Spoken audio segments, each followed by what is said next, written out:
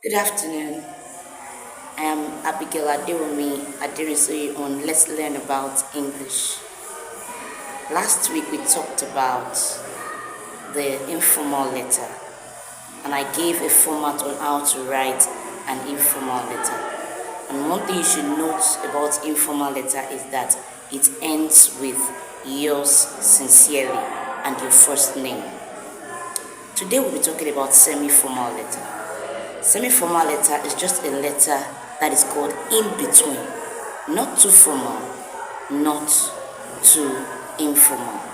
It is a letter you write most especially to your teachers. Yes, I have just the relationship of this person taking me in class, but this person is not my mom. So there's a respect. At the same time, you are free. That's why it is called semi-formal letter. Other people that you write semi-formal letter to are your principal, your school, also your pastors, your landlords. The conversation between landlord and a tenant is always with a semi-formal letter. The difference between an informal letter and a semi-formal letter is that a semi-formal is written to somebody older than you, but not too related to you, especially through blood. But informal is majorly for your friends and your relatives. That is why semi-formal is partly formal and partly informal. What are the parts of a semi-formal letter? The first part is the writer's address. The person writing the letter, the address is needed, where address is usually written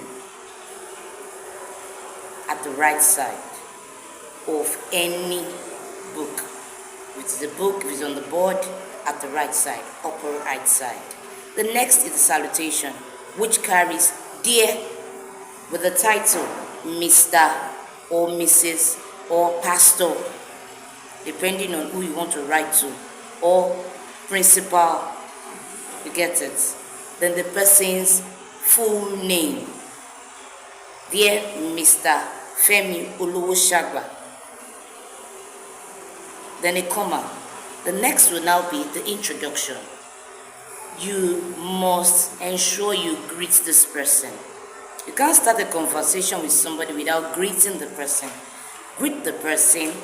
Let the person be, be happy that you're writing to he or she. Then the body, which will carry 3 paragraphs. Why are you writing that letter to the person? For instance, if it is to your landlord, and you are writing the reason you cannot pay your rent dues that month, explain the reasons. Maybe the first paragraph should be, under the body should be, your wife just gave birth and she went through cesarean birth. The second one could be like, the child, to get pampers and all those things, diapers and all those things. Then finally tell him maybe there's also an health issue that you're sorting out. Now the conclusion. In the conclusion, state your apologies and when you know you'll be able to pay up.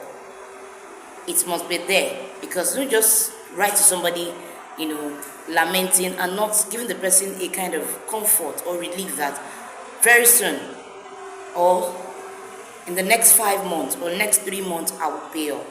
So that is what will be at the conclusion. Then the closing subscription ends with thanks, yours sincerely. If it's a pastor, yours in Christ.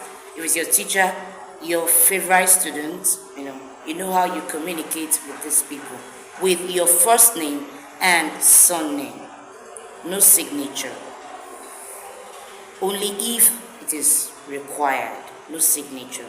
And that is what I will have for you on semi-formal writing today. I hope you've learned something today.